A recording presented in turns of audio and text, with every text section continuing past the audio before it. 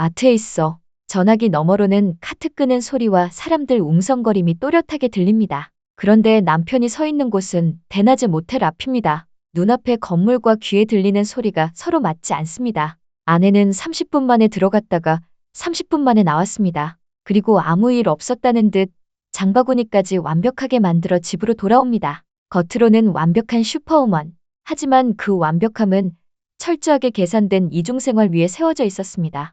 새벽 5시 남편이 곤히 잠든 침실을 조용히 빠져나온 아내는 거실 불을 켜고 곧장 부엌으로 향합니다. 대기업 팀장이라는 직함처럼 회사에서도 바쁜데 집에서도 아내의 움직임은 멈추지 않습니다. 냉장고에서 식재료를 꺼내 손질하고 국을 끓입니다. 부엌의 소리가 정갈하게 이어집니다. 잠시 후 아이들이 거실로 나오자 아내는 다정하면서도 단호한 목소리로 아이들을 챙깁니다. 다리는 오늘 받아쓰기 시험이지. 엄마랑 한 번 더 체크하자.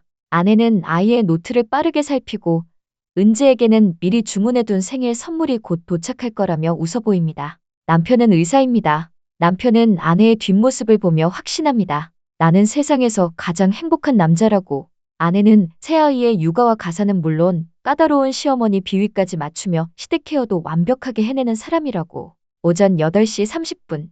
아이들이 등교하고 남편이 출근한 뒤에도 아내의 시계는 쉬지 않습니다. 아내는 지체 없이 청소기를 돌리고 집안 곳곳의 먼지를 닦아냅니다. 청소를 마친 아내는 외출복으로 갈아입고 마트로 향합니다. 동네 엄마들과 잠시 커피를 마시며 이야기를 나누는 시간도 있습니다. 하지만 그 시간조차 아내에게는 아이들 교육 정보와 생활 정보를 수집하는 흐름처럼 이어집니다. 주변 사람들은 늘 말합니다. 어떻게 그 많은 일을 다 해내요? 아내는 밝게 웃으며 답합니다.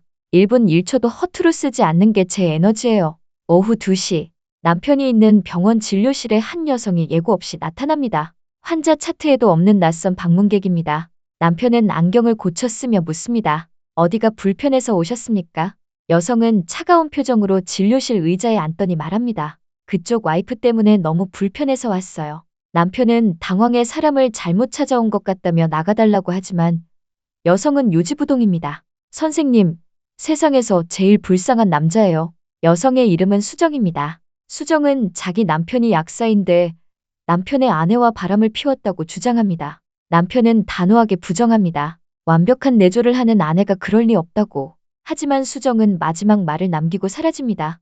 의심이 안 되면 24시간을 몰래 훔쳐보세요. 그날 오후 3시, 남편은 결국 아내의 뒤를 밟습니다. 아내의 차는 평소와 다름없이 아파트 주차장을 빠져나와 대형마트로 향합니다. 남편은 멀찌감치 차를 세우고 아내의 행동을 관찰합니다. 마트 주차장에 차를 세운 아내는 차 안에서 화장을 고치고 옷매무새를 가다듬습니다. 잠시 후 주위를 살피던 아내는 자신의 차에서 내려 바로 옆에 주차된 낡은 트럭으로 익숙하게 옮겨 탑니다. 그 모습이 너무 자연스럽습니다. 남편은 눈앞에서 심장이 내려앉는 기분을 느끼며 트럭의 뒤를 쫓습니다. 트럭이 도착한 곳은 마트에서 불과 5분 거리에 있는 후미진 모텔입니다. 대낮의 뜨거운 태양 아래 아내는 낯선 남자의 손을 잡고 모텔 안으로 사라집니다. 남편은 모텔 밖에서 숨을 죽인 채 기다립니다. 결국 남편은 아내에게 전화를 겁니다. 신호음이 몇 번 울린 뒤 아내가 전화를 받습니다. 수화기 너머로는 마트 특유의 시끌벅적한 배경음과 카트 끄는 소리, 사람들의 웅성거림이 선명하게 들려옵니다. 나 지금 상추랑 깻잎 고르고 있어. 오늘 저녁엔 고기 구워 먹자. 남편은 눈앞의 모텔 건물과 수화기 너머의 마트 소음 사이에서 멈춰섭니다. 현실이 갈라지는 기분입니다. 하지만 그 소리는 진짜 마트 소리가 아니었습니다. 아내는 남편을 속이기 위해 환경음까지 조작해 두었습니다. 정확히 30분이 지나자 모텔 문이 열립니다. 아내가 나옵니다. 시간을 넘기지 않습니다. 표정도 흐트러지지 않습니다. 아내는 다시 남자의 트럭을 타고 마트 주차장으로 돌아옵니다. 그리고 아내가 향한 곳은 마트 매장이 아닙니다. 드라이브 스루 코너입니다. 온라인으로 미리 주문해 둔 식재료를 단 몇 분 만에 수령한 아내는 장바구니를 차에 싣습니다. 마치 1시간 동안 정성껏 장을 본 사람처럼 모양이 완성됩니다. 집으로 돌아온 아내는 장을 정리하며 천연덕스럽게 말합니다. 오늘 마트에 사람이 너무 많아서 힘들었어. 저녁 8시, 거실에서 남편은 아내에게 말합니다. 다 봤어. 아내는 처음에는 잠깐 멈칫하는 듯하지만 이내 차가운 눈빛으로 남편을 바라봅니다. 그리고 무릎을 꿇고 빌지 않습니다. 대신 독설처럼 쏟아냅니다. 나 지난 10년 동안 매일 5시간만 자며 살았어. 당신, 아이 셋, 시부모님까지. 내가 다 챙겼어. 숨 막히는 스케줄을 내가 다 소화했어. 그리고 아내는 당당하게 묻습니다. 하루 24시간 중 단 30분.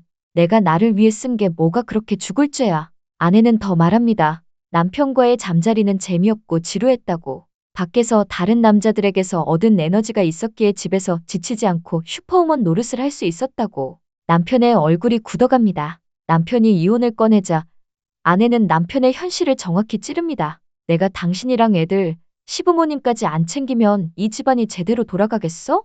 말은 질문인데 사실상 통제입니다. 그리고 아내는 바람을 피우고 온 직후에도 부엌으로 향합니다. 시어머니 드릴 반찬 해야 돼. 손은 익숙하게 움직입니다. 가정은 계속 굴러가야 한다는 듯 속도도 흐트러지지 않습니다. 남편은 분노하면서도 눈앞이 막막해집니다. 아내가 없는 집을 상상하면 당장 현실이 서지 않습니다. 아내는 그 약점을 알고 있는 듯 포기할 생각이 없다는 걸 분명히 합니다. 가정을 지키기 위해 자신이 선택한 방식이라고 말하며 비정상이라는 말조차 밀어냅니다. 밤 11시, 거실 불이 꺼지고 집안은 다시 정적에 휩싸입니다. 하지만 남편의 머릿속은 조용하지 않습니다. 아내가 내뱉은 말들 그리고 마트 소음 어플의 가짜 배경음이 계속 겹쳐집니다. 아내는 다음날 새벽 5시에 일어날 준비를 하며 평온하게 잠듭니다. 남편은 잠들지 못합니다. 자신이 누려온 모든 가정적 평화가 아내의 치밀한 이중생활 위에 위태롭게 세워져 있었다는 걸 깨닫기 때문입니다. 증오가 치솟는데도 아내가 차려주는 아침을 거부할 수 없을 것 같은 자신의 처지가 겹쳐집니다. 남편은 어둠 속에서 밤을 지새웁니다. 오늘 이야기는 여기까지입니다. 그래놀라였습니다.